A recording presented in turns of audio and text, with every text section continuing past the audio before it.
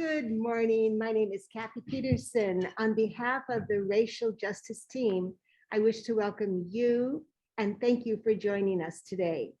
Our guest at the forum and at the service is the Reverend Jim Bear Jacobs from St. Paul.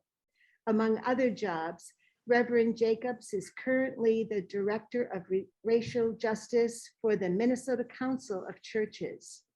His talk today, Moving Beyond Acknowledgement, will explore how engaged congregations can move beyond land acknowledgements and begin to take steps towards meaningful reparations for Indigenous communities. Several UUCD folks heard Reverend Jacobs speak in the fall of 2020. Yes, yay. His historical perspective became the background for my study of racial justice and my need to take action. His words led me to discover a UU grassroots movement whose goal is to add another principle to our list of 7. This 8th principle focuses on dismantling racism and oppression. Beginning in January, please be on the lookout for more opportunities to learn about the 8th principle.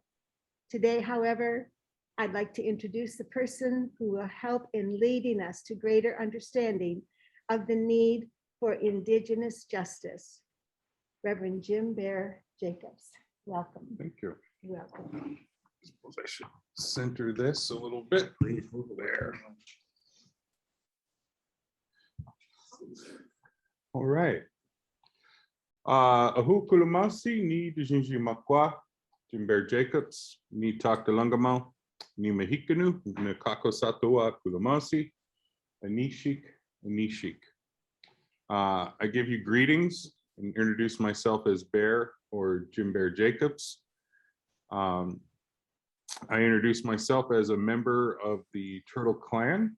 I'm a citizen of the Stockbridge-Munsee Mohican Nation.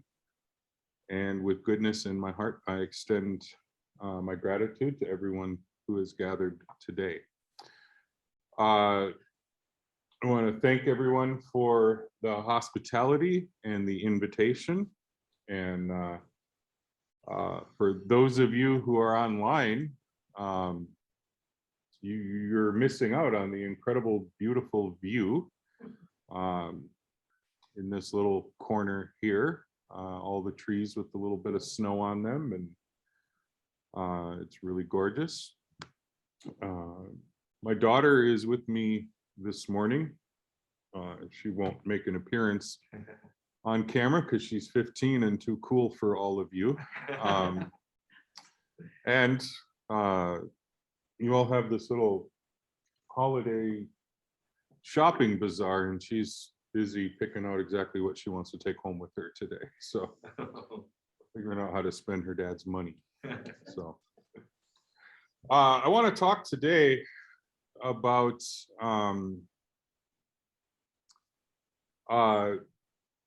this notion of Indigenous justice and land acknowledgement, Doctrine of Discovery, repudiation of Doctrine of Discovery. So really, I would say since probably about 2016, we have seen really a wave of interest in Indigenous justice, and particularly predominantly white institutions sort of doing an analysis and a critical self-reflection on where they individually or institutionally stand on Indigenous justice. And I think really I put the sort of time of this interest at 2016, because that was when Standing Rock was taking place, and there was this global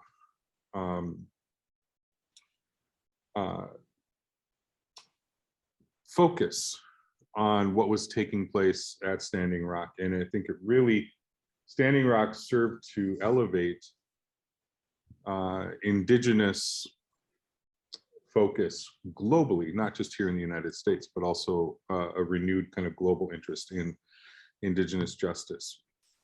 And so really for about the last 5 years now, we have seen, I personally have seen a lot of initial first steps in institutions, churches, colleges, universities, kind of asking the question, okay,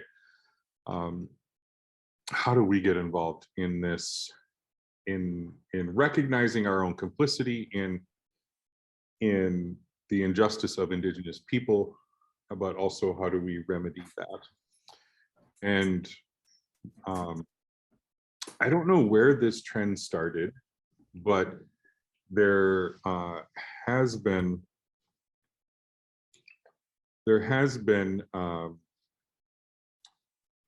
what we call land acknowledgements, and I have lost count in the last 5 years. I've lost count of the number of times I have consulted or been asked to consult on an organization's land acknowledgement statement.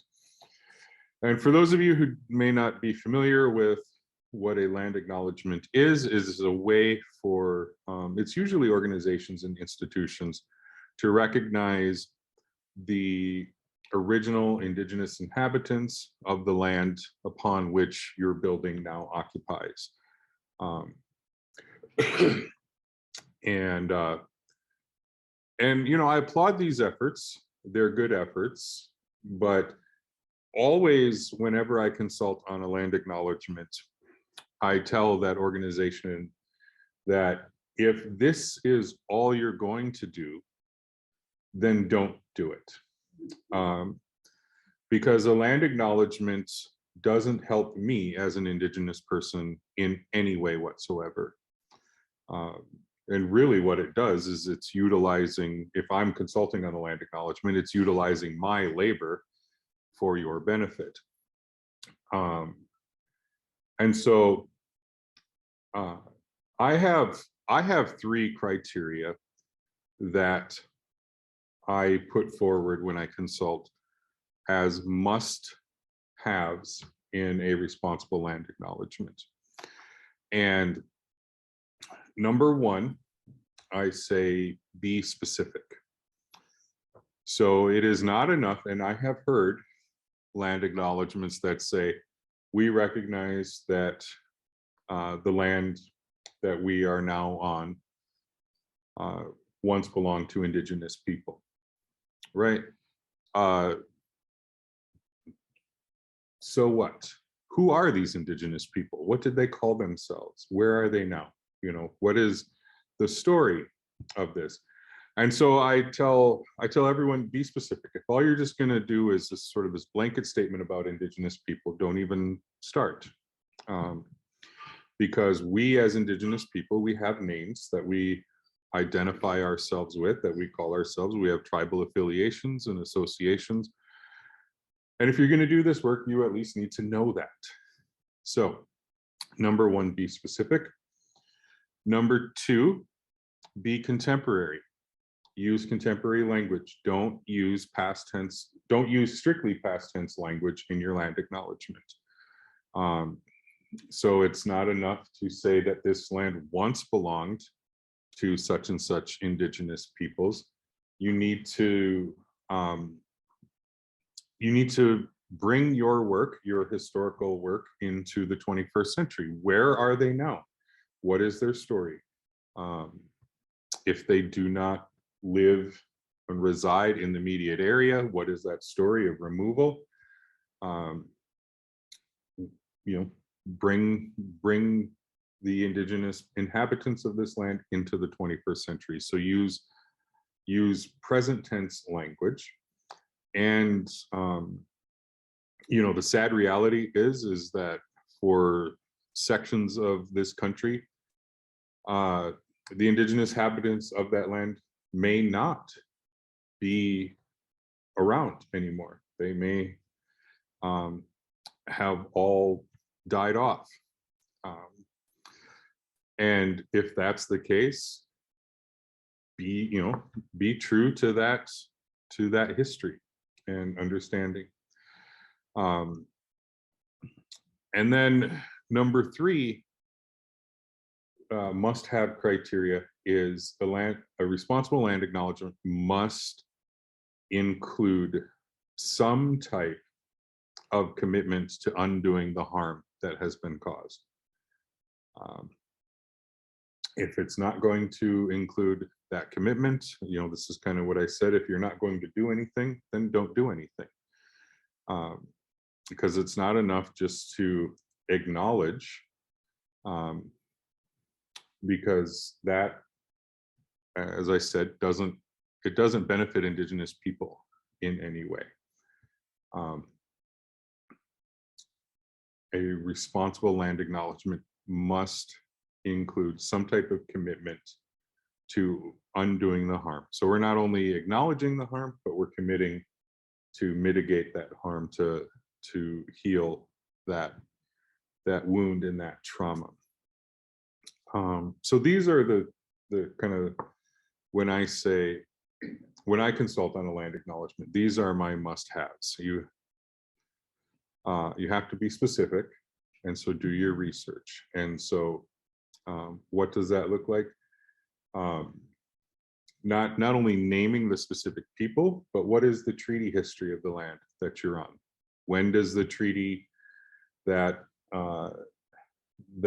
allows you to possess this land, when is that treaty enacted? What are the parameters of that treaty? Who negotiated that treaty?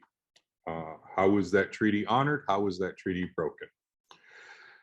And there is a wealth of resources that are available now to assist people in that work.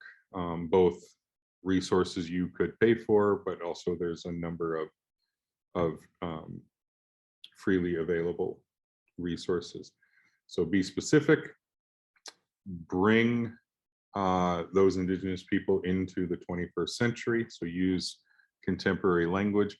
And this is very important because I would venture to guess, no, I wouldn't do this experiment in UU circles because you are all like woke individuals and you're all up on your, but I would say if you go into downtown Duluth, if you're at a gathering of non-exclusively UU folks, and you just say, I want you to picture in your mind a Native American.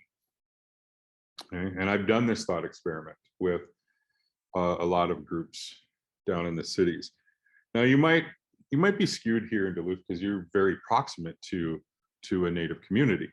Fond du Lac is 15 minutes away. But if you go to people and you say, I want you to picture in your mind a Native American. And then what I do when I'm in a group, I say, raise your hand if your Native American is wearing feathers. And most hands go up. Raise your hand if they're wearing buckskin or something. Most hands go up, right?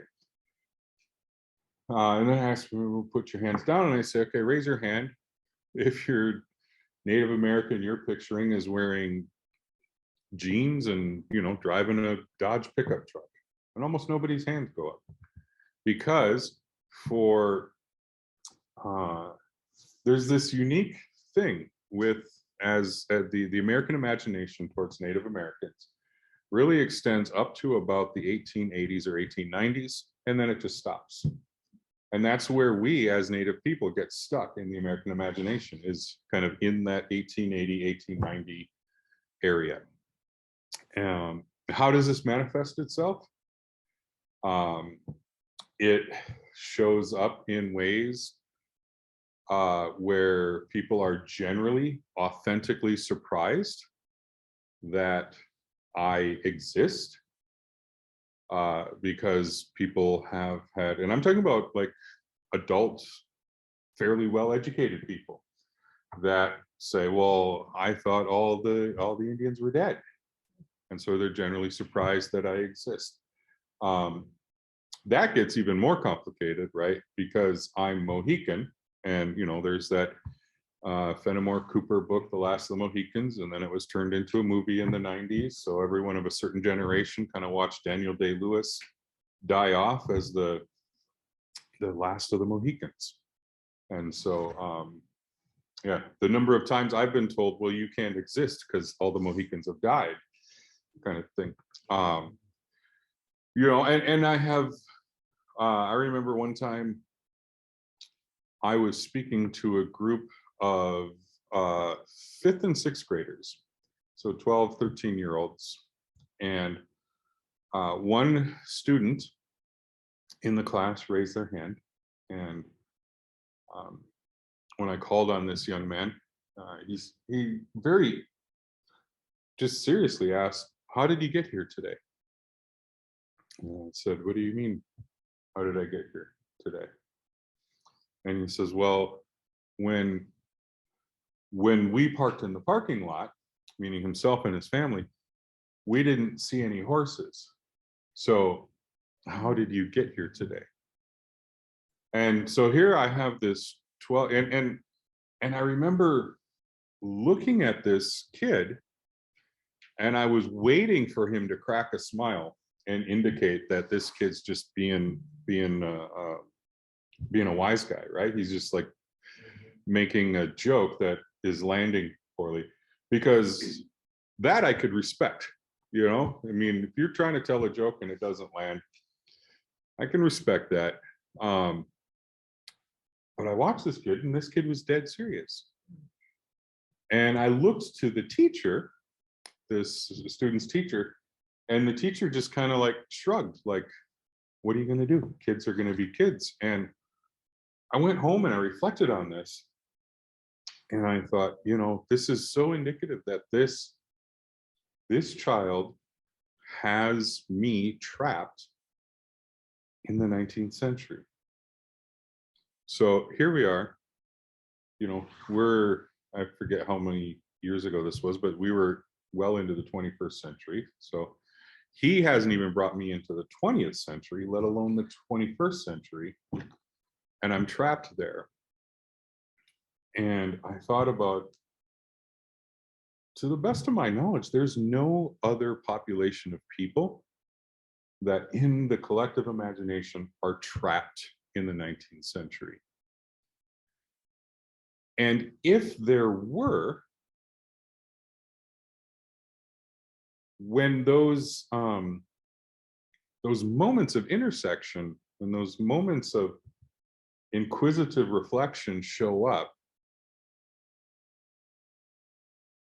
we would look to the teacher and we would expect a moment of correction, not a, well, what are you going to do, right? I mean, think about what it would look like if we collectively in our imagination trapped African Americans within the 19th century. How horrible those implications would be upon our society. Think about if we trapped women in the 19th century, right? So you all at home, you can't see this, but I am surrounded by a number of lovely women here. All of them are wearing pants, or excuse me, most of them are wearing pants. So they're dressed like men, right? Indicating that they're not fitting into the societal norms, right? Think about how, so if we tracked women in the 19th century, these are the kind of conversations we would be having, is we would be having these conversations about, honestly, what kind of women do you allow in your church that they would dress like men, right? Because you're wearing pants. And here, this little 12-year-old saying, well, you didn't ride a horse. How did you get here? Like, it's impossible for this 12-year-old to imagine that a Native American could drive a Korean import that's 10 years old and drive around, right? And so I tell that story because when I say use contemporary language, you know, I think well-intentioned white people and predominantly white organizations will be like, yeah, that's a good idea. But you honestly, unless you like confront these stories, you have no idea how important it is to use contemporary language. Bring me into the 21st century. And then it's not enough to simply acknowledge that the land was stolen, that harm and trauma has been inflicted. What are you going to do about it? What are you going to do about it? We saw this with the Doctrine of Discovery. And if you don't know what the Doctrine of Discovery is, I would encourage you to do some research, and you'll go down this rabbit hole of imperial Christianity, white supremacy, colonial thought, patriarchy, all of this. You'll go down this rabbit hole.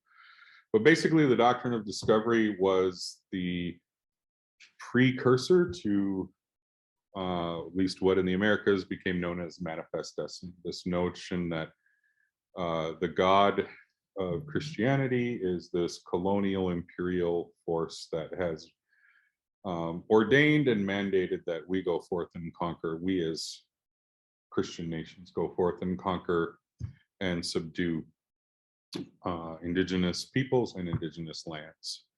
And this came directly out of the Vatican in the 15th century. And really, even the language in many of these edicts is just astonishing, because there is authority given by the Pope to Christian explorers to subject indigenous people to perpetual slavery and to seize all of their lands, all of their properties under the crown and under the cross. So what we saw really kind of beginning in 10, 12 years ago was a lot of the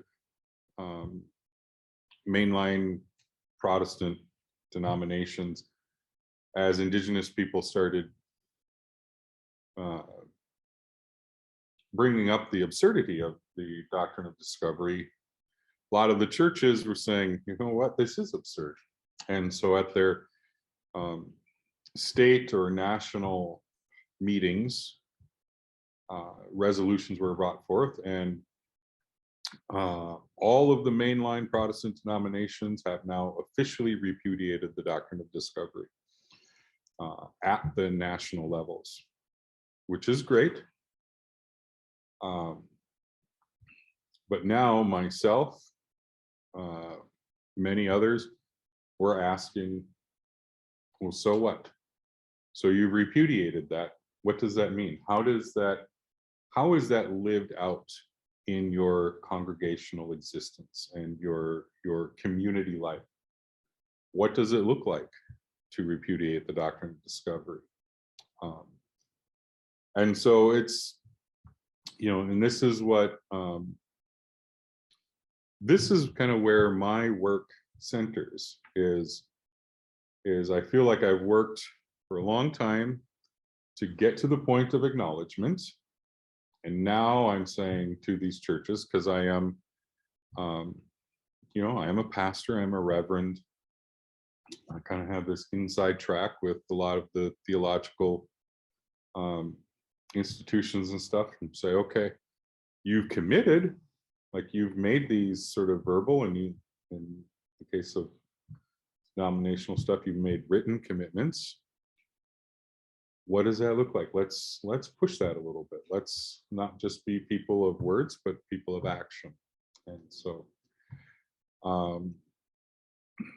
yeah, and so that's kind of where the work that I do is working with churches, organizations, colleges, universities, institutions that want to do good work, but kind of just feel a little bit not quite sure how to kind of jump in and do the work. And yeah, so when I talk, I lose all track of time. And so We still have 20 minutes for Q&A. all right. So yeah, how have we instructed folks to do the Q&A? Are they coming in on chats or? It looks like we don't have any on chat, so Yeah. feel free to type them in, and Reverend Jim Bear Jacobs can see them, or you can just unmute yourself, and please feel free to ask any questions. Yeah, and then of course, if there's any. Mhm. Well, when you're working with these groups and they don't know where to start, you give them some ideas of where to look and how to find what that answer. Yeah, I do. Would you mind so- restating it? Yeah, the question in the room was, when I work with these groups and they don't know where to start, kind of what direction do I point them in? So most of the groups I work with are within the Christian faith community. And one of the things I believe is every predominantly white Christian organization, institution, church in this country, at the base minimum, I think should be giving a significant amount of their budget to Indigenous language and cultural reclamation projects. I make that suggestion because of the legacy of residential boarding schools. And how that was this unholy marriage between the federal government, state governments, and the Christian church. And these were institutions of genocide, both physical and cultural genocide. It is where Indigenous languages went to die. It is where Indigenous culture went to die. And that was the expressed that wasn't even like just this negative side effect. That was the express goal of these institutions. And, you know, I tell that as people of faith, all of our hands are dirty in this. All of our hands were bloody with this. And so at a very base minimum, we have to be about, you know, and this is where I use Christian language, right? And I say, you know, we are people of resurrection. We need to be about the work of resurrecting culture, resurrecting language. And I say, you know, I make that challenge a significant portion of your budget because I don't want a special offering. I don't want their Samaritan fund or their benevolence fund or their charitable, their branch of charitable giving, because this can't be charity. This has to be within the sphere of justice. And I want you to discuss this at every annual business meeting. You know, I want a line in your budget. I want this to be an obligation, the same way you're obligated to keep the lights on and pay the heat. This is an obligation. So I say, put it in your budget. Don't leave it for special offerings or, you know, special benevolence Sundays. Have this be part of your budget. And so that's where I tell people to start, organizations, because I think that is one of the deeply felt critical needs is the need to retain or even resurrect Indigenous language. And then of course, culture is tied to language.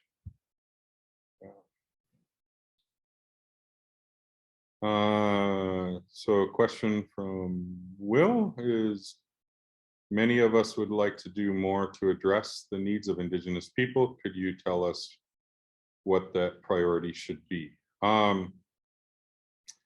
I can't. And I'll tell you why I can't, is because I live 140, 50 miles away from where you live, Will. But I think I think maybe what I would suggest for this is you all have the Fond du Lac community that's, I mean, almost literally in your backyard. Find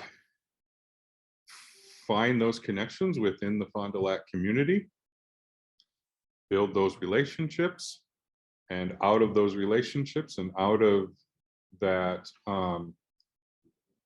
that relationship, then identify their priorities. It would be wholly disingenuous for me to prescribe or presume to know what the immediate priorities of needs within the Indigenous community of the Duluth Superior area would be, because I'm not a part of this community. And that kind of identifying of those needs and those priorities, I think, is best coming out of relationships. So, any other questions in the room? We have a number here. I've got a small question. Yes. I heard you speak last year and you told a very sad story about your grandmother's experience in boarding school. Mm-hmm. And I'm hoping that you're going to share that during your sermon today. It's possible. I actually have a different story planned. It involves my grandmother, but it more so involves the woman who raised my grandmother. But I don't know, we'll see how the spirit moves, because it's always, it's a special story to me, and I do actually tell that story quite a bit. Oh, we have someone coming in here. Coming in hot. Somebody unmute there for the Reverend? Carol? Sounds like an accident. There we go. All right. Otherwise, we have a question here about the rights of nature movement. Oh, yeah. And which is kind of described as some extent combines Indigenous with Western views. So I think I know what you're getting at with these rights of nature movements. And really, I think this is kind of a brilliant, if my understanding of what you're referring to as a right of nature movement is really, I think it's a really brilliant political tactic. And I would love to see it take hold here in the US. I think there's precedent for it to take hold here in the US, because our own Supreme Court has already ruled that corporations are people and have rights. This right of nature movement, if this is what you're referring to, is this notion, and we've seen it take place in New Zealand, and I believe also a certain section of the Amazon River Basin, where rights, human rights and rights of existence are granted to sections of creation, portions of creation. And so we've yet to kind of see what that looks like how that actually exists in reality, but this is largely an Indigenous-led movement. It comes out of the Indigenous worldview that creation is not an abstracted other, but it is a living relative. And so as a living relative, just as I, as a human being, as someone existing, as a created being, have certain rights that are granted to me that creation, also being a living relative, should have certain rights as well. All right. Anyone want to just unmute themselves and ask a question? Because honestly, I'll be honest, trying to weed through all of these. We have a question here too. Oh, go ahead. Hi. Hi. My name is Linda, and I'm Northern European, but I am a member of an Indian family. Okay. In Duluth, certainly we have Fond du Lac 15 miles away, but right here in Duluth, we have the American Indian Housing Center.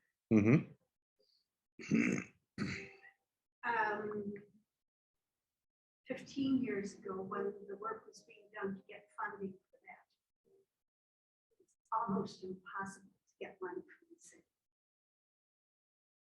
2 years ago, when the federal monies came through for housing projects, through technicalities, they stalled the ACO application so that it would no longer be worth their while because it was past that line. This year they said, oh, you didn't complete the application last year. We're not even going to put you on the list. So what I'm saying is that I think we have a problem in our city that we could really work on in terms of getting this organization that provides excellent housing onto the agenda, the positive agenda. The other thing I would say is because I have a 16-year-old grandson who is in the public schools, he would say, oh, have them rewrite the history curriculum. And that's something that this organization, both these things, we would be very capable. Yeah, and I would definitely say yes to all of that.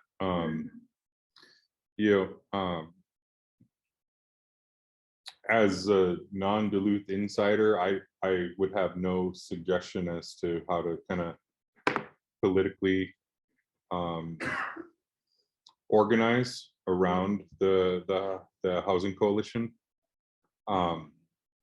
But kind of speaking to your question about curriculum and whether that's history curriculum or that, I don't know if you're aware, but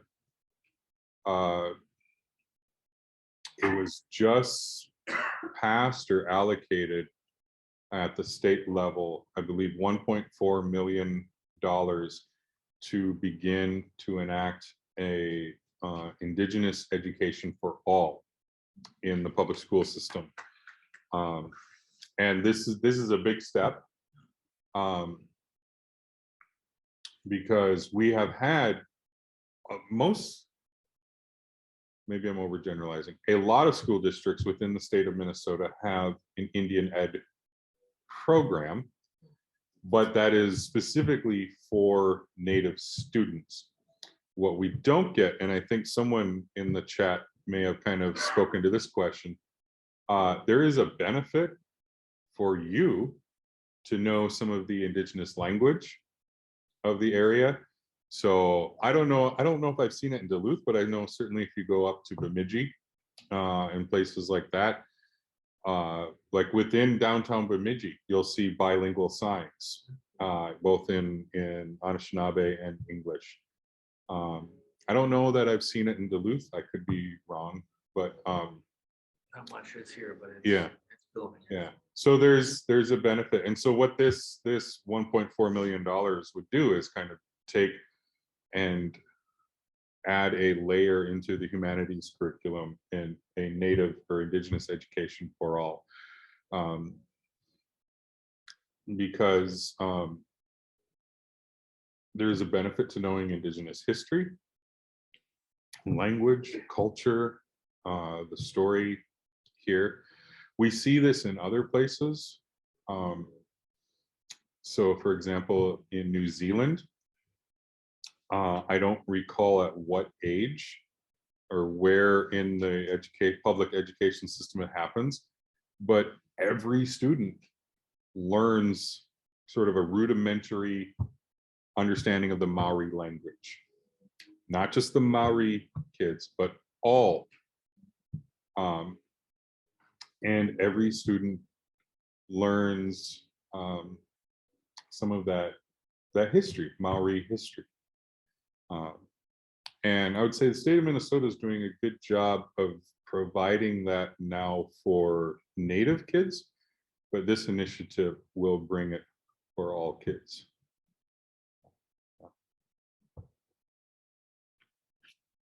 One more. Yeah. My mother-in-law feels that it was wonderful that she went to the boarding schools because she learned to read, to write, to do math, and she wouldn't otherwise. Yeah, that's well, and that's the thing, is not, you know, there isn't a